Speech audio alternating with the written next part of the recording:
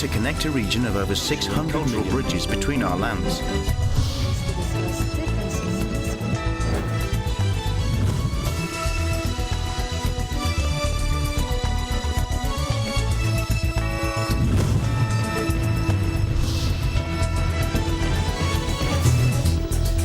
Good evening, I'm Alma Angeles, and you're watching Asean in Focus on tonight's headlines. A race against time, the latest developments on the search for a submersible vessel that disappeared while en route to the wreckage of the Titanic. A joint effort by the U.S. and Canada is underway as a growing number of aircraft and ships scour the North Atlantic Ocean for the missing craft. Named Titan, led by the U.S. Coast Guard, the search is focused on the remote area of the ocean. The Association of Southeast Asian Nations has moved its first ever joint naval drills away from waters disputed by China. The drills were initially slated for the North Natuna Sea, which Indonesia claims as its exclusive economic zone. However, China has also claimed the waters and has sent ships to patrol the area. And PHIVOC said the lava slowly oozing out of Mayon's crater reached 2.5 kilometers and 1.8 kilometers along the Miasi Gully in Daraga Town and Bonga Gully in Legazpi City. Debris from the collapse spread as far as 3.3 kilometers away from the crater. In a significant development in the fight against COVID-19, President Ferdinand Marcos Jr. led the launch of the bivalent COVID-19 vaccination at the Philippine Heart Center in Quezon City. The president emphasized the importance of remaining relentless in efforts to combat COVID-19 and other illnesses.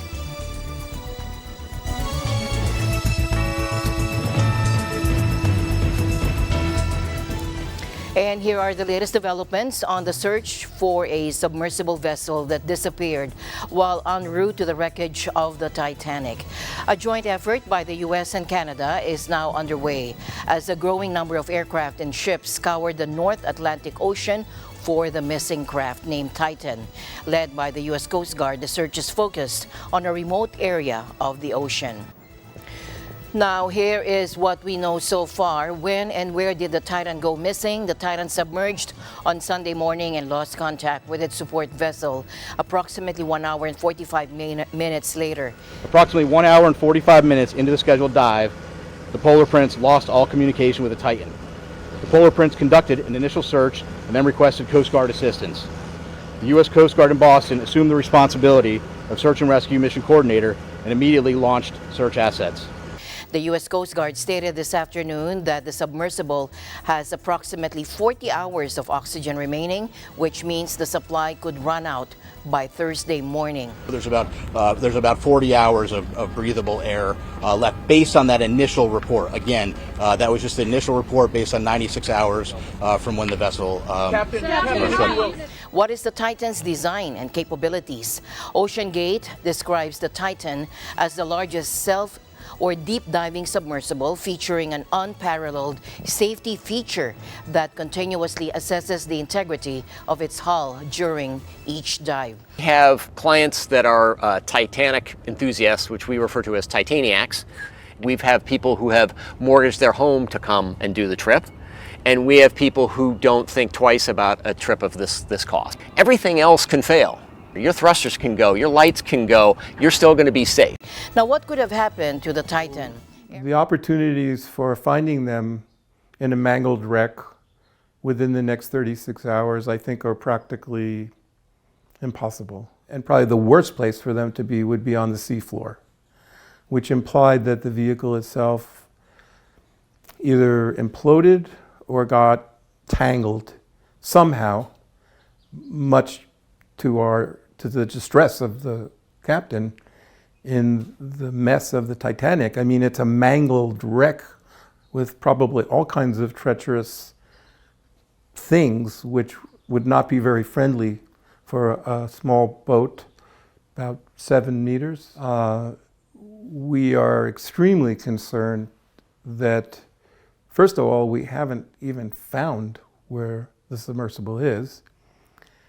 And second, if we were able to find it, would we be able to rescue the inhabitants? Yes, it's either a mechanical failure or an electrical failure. And if I'm hoping it's an electrical failure, because they do have weights.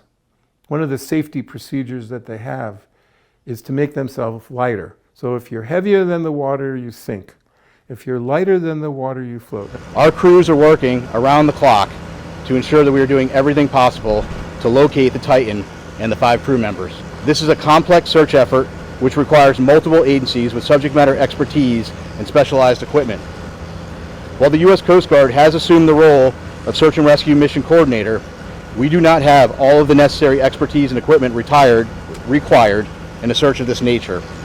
The Unified Command brings that expertise and additional capability together to maximize effort in solving this very complex problem. In a recent development, rescuers involved in the search for the missing Titanic submersible have made an intriguing discovery. According to media reports, using sonar technology, they detected underwater banging sounds in the North Atlantic, the same area where the craft disappeared 2 days ago. Now, this information is based on U.S. government communications. A Canadian P-8 aircraft actively participating in the search operation reported hearing these banging sounds in the area every 30 minutes. An internal email sent to U.S. Department of Homeland Security officials, as reported by Rolling Stone magazine, stated that additional sonar was deployed 4 hours later and the banging sounds persisted.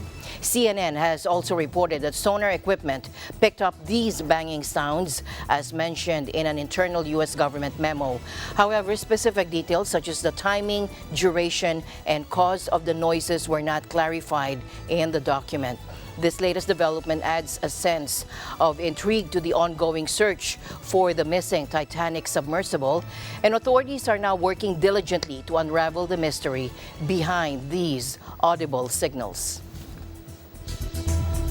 And in a race against time, rescuers are mobilizing efforts to locate 5 individuals who went missing aboard a tourist submersible near the historic wreckage of the Titanic in the North Atlantic. Now, the group includes prominent figures such as the tour operator's CEO, a renowned French submarine operator known as Mr. Titanic, a British aviation tycoon, and a wealthy Pakistani businessman accompanied by his son. Let's take a closer look at those involved. Stockton Rush, as the CEO of Ocean Gate Expeditions, a Washington-based company specializing in tourist dives, Rush has an extensive background in aviation and ocean-related technologies.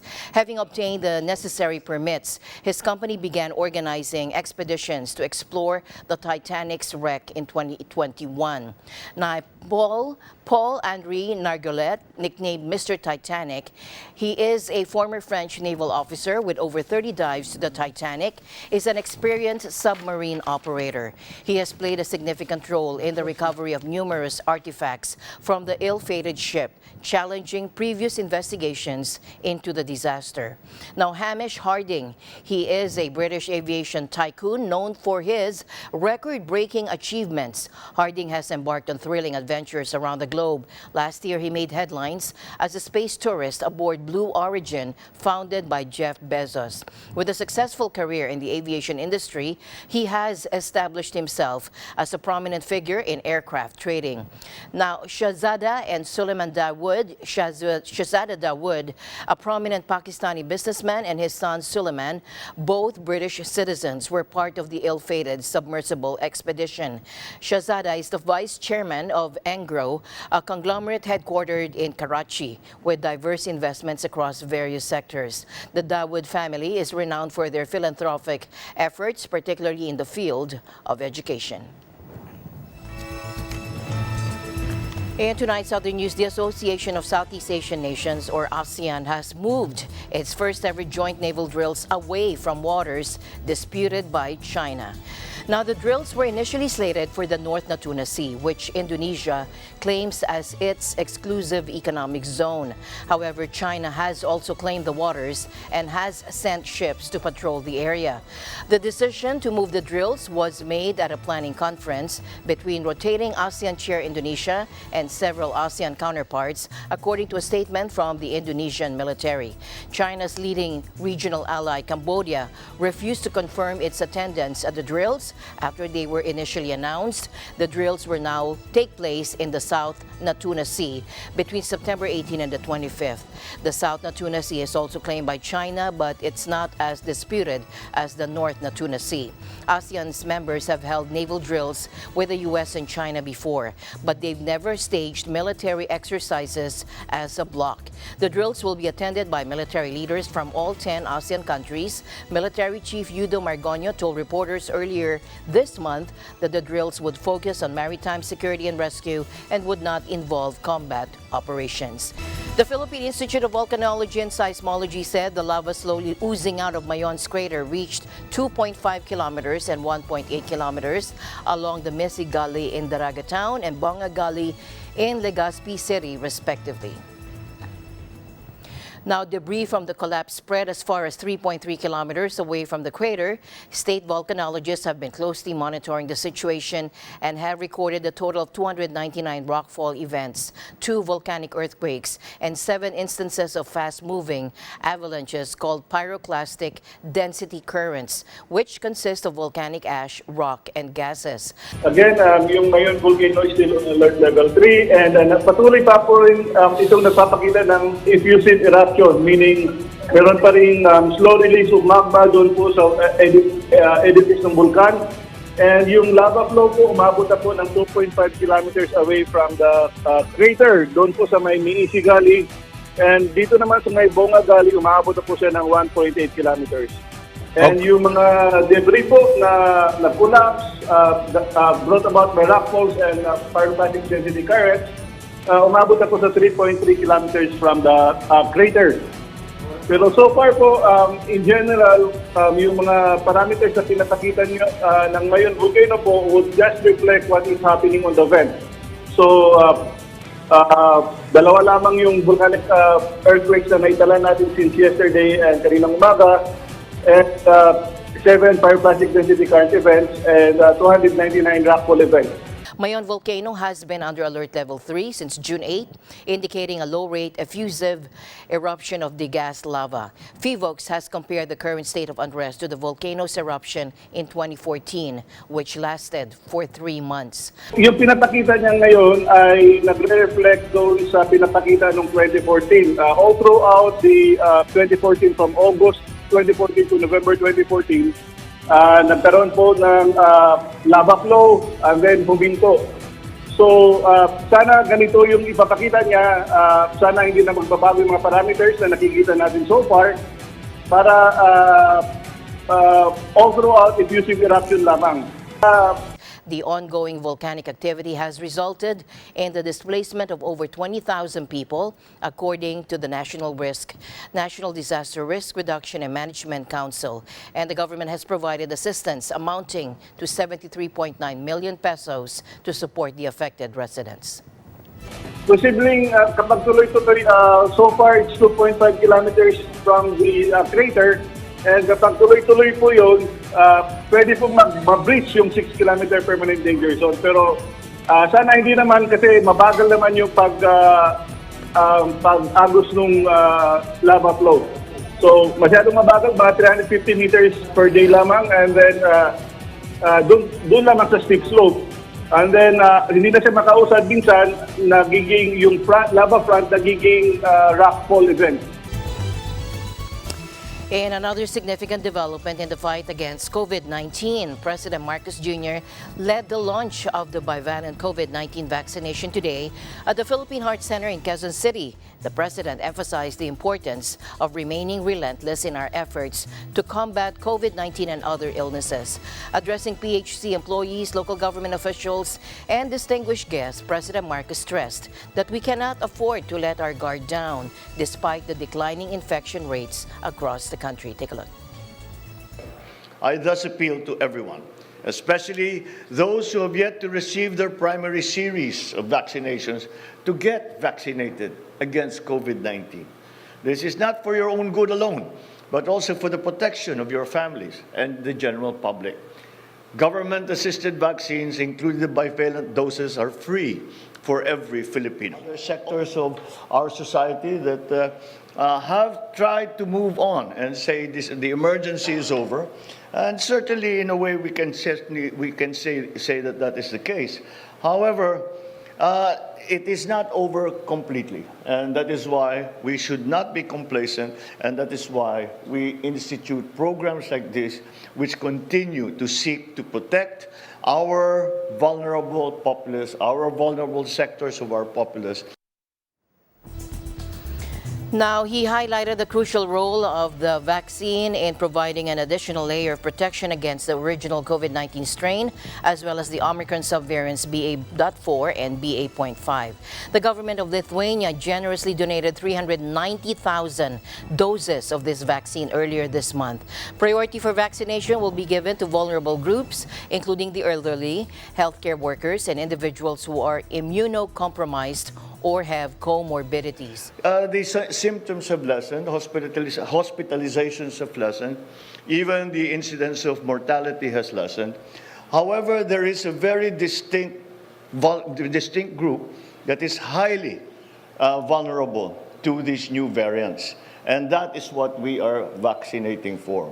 And that vulnerable group are those with severe comorbidities, and with those who are a little senior. In an effort to address the coin shortage in the country and reduce the government's expenses on minting coins, the Bangko Sentral ng Pilipinas has launched the rollout of coin deposit machines in various parts of Metro. During the launch of the coins, BSP Governor Felipe Medalla highlighted the coin scarcity issue in the Philippines, stating that the number of coins per capita has more than doubled in less than a decade. It changes hands every 6 months. So you will need a lot more coins than otherwise. Talaga, it proves the point that we have to use technology to recirculate the coins, because that's cheaper than making more. Now, currently, there are 39 billion coins in circulation, equating to approximately 355 coins per person for the country's 110 million population. This represents a 195% growth from the previous 120 coins per capita 8 years ago. Medalla pointed out that due to the informal hoarding of coins in households, it takes months for these coins to circulate. Ideally, coins should change hands on a weekly basis, but in the Philippines, circulation occurs only twice a year or less. Consequently, the BSP is compelled to mint additional coins, which can be a costly endeavor. To address this issue, the BSP is implementing a total of 25 CODMs in malls across the Greater Manila area. In other news, Singapore-based tech giant Grab is laying off over 1,000 employees, or about 11% of its workforce. Now, CEO Anthony Tan said in a message to employees that the layoffs were a painful but necessary step to ensure the company's long-term success. Tan said that the company is facing a number of challenges, including rising costs and increased competition. He said that the layoffs would help Grab to move faster, work smarter, and rebalance resources across the portfolio. The layoffs come as Southeast Asian technology firms are facing increasing pressure to cut costs. Sea Limited, the parent company of Shopee, laid off more than 7,000 employees last year. Grab's Indonesian rival GoTo also laid off 600 workers this year. Grab is on track to break even this year, even without the layoffs. However, Tan said that the company needs to take bold action to ensure its long-term success. The layoffs will affect employees across all levels and functions. Grab said that it'll provide severance packages and outplacement assistance to affected employees. In a recent announcement, President Marcos Jr. revealed that the Department of Agriculture will prioritize boosting farm and fishery production as its top agenda for the upcoming year, emphasizing the importance of agricultural productivity for food security, lower food prices, and overall economic growth. The President and DA Secretary expressed their commitment to implementing programs that support these goals. Those two go hand in hand. The best way to improve, first of all, availability and to keep the prices down is to have a good level of production na hindi tayo nabibiktima ng tinatawag na imported na inflation, which is what's happening now kasi napipilitan tayong mag-import. So we are doing everything that we can to increase production in all aspects. When I'm not talking only about rice and corn, kundi pati na ang livestock, pati na ang fisheries. Ginagawa. Ngayon, kaya kami nag-meeting ngayon after the program, ay nagfa-finalize kami ng NEP for this year. Key initiatives highlighted by President Marcos include the DA Soil Health Program, Aquaculture Development Program, and biotech research for fisheries. He underscored the challenges faced by the agricultural sector, such as decreasing productivity, climate change, dwindling natural resources, and evolving market dynamics. The problem of the Kadiwa program now is production, supply. Kulang ang production natin. Kaya hindi natin yung iba, kung may imported, hindi naman natin maibigay sa presyo na gusto natin. That's the problem. Kaya kailangan ang bubuhay sa Kadiwa ay ang increased production of all agricultural commodities. And a concerning situation unfolding in the northern Indian state of Uttar Pradesh. Officials are currently investigating the deaths of at least 68 people in the Ballia district between Thursday and Sunday, as temperatures soar in northern and eastern parts of the country. Now, these tragic deaths come in the wake of a warning issued by the country's meteorological department about potential heat-related casualties. Reports indicate that temperatures in northern and eastern India have reached a scorching 46 degrees Celsius or 114.8 degrees Fahrenheit this week. While heat waves are not uncommon during the summer months of May and June, climate change has intensified the likelihood of record-breaking heat waves. However, local officials have yet to reach a consensus on the cause behind the spike in deaths, leading to criticism of the government for inadequate prevention measures. A local health official, Dr. Diwakar Singh, acknowledged that heat may have been a factor in the deaths of 25 people on June 16. He stated, "In this temperature, most number of patients are victims of heat stroke, and it won't take long before people are affected by heat stroke." However, after speaking to the media, Dr. Singh was transferred overnight to another district for allegedly providing a careless statement without proper information. The chief medical officer of Ballia, Dr. Jayant Kumar, suggested that the deaths were due to various other ailments, including old age. Investigations are underway with a two-member committee collecting samples for further analysis to determine the cause of death. India's Health Minister, Dr. Mansukh Mandavia, assured the public that the government is taking steps to address the heat wave and the surge in deaths.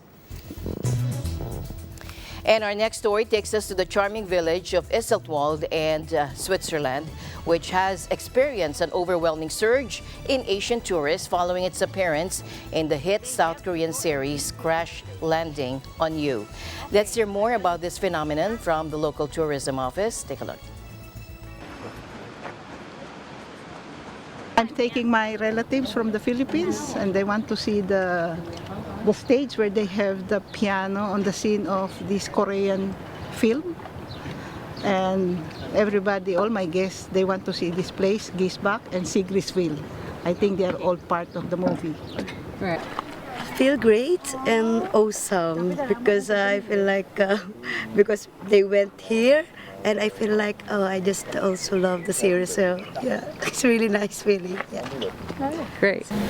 It is impossible to like meet Norse people for our South Koreans, but in the drama they fall in love with each other and meet in the Switzerland, and it means a lot for. Well, I think this is one of the most romantic places in the world as far as I've been visiting to. So I think the Korean movie filmmakers make a very good choice to select this location, and then somehow it helped this town to become more popular in the world. And originally it's meant, and still it's meant for boats, small boats to land here and people visiting maybe the restaurant or the village. But in 2019, it was used for a scene in a Netflix series, a Korean Netflix series. They put up a piano, and I think a very important scene of this series was filmed here. And the series has become very popular, and the place as well. So we have now many visitors coming to take a picture of exactly this place, of exactly this scene. Since the romantic scene featuring Isoltwald was broadcasted in the popular South Korean series, the village has become a magnet for Asian tourists. With travel restrictions lifted across much of Asia last year, Isoltwald has seen an astonishing influx of visitors. And according to Ms. Titya Wayland, the manager of the local tourism office, the number of tourists has reached a staggering ratio of 1,000 visitors. 1,000 visitors for every local resident. I think almost everybody in Isoltwald is happy to have many tourists, because it's an important part of the village, and we're all used to it, having tourists, especially in summertime. But it's been quite overwhelming to have that many tourists coming so suddenly, and also coming for a very short visit. The influx of tourists has presented both opportunities and challenges for the residents of Isoltwald. While the surge in visitors has brought economic benefits to the local businesses such as hotels and restaurants, it has also placed a strain on the village's infrastructure and resources. Isoltwald serves as a prime example of how popular culture can have a profound impact on travel trends and the responsibilities that come with it. It is very pretty. It's not just pretty for the Korean people, it's pretty for people all over the world. It's kind of, it's like paradise on earth. Yeah, but we want to really try to keep it that way. And that's what we're trying to achieve. Right. As my usual habit, I'd like to end the day on a positive note. Let's encourage and build each other up so that no one is left behind. And that's it for tonight's broadcast. I'm Alma Angela. Stay in the news because we live in extraordinary times. Good night.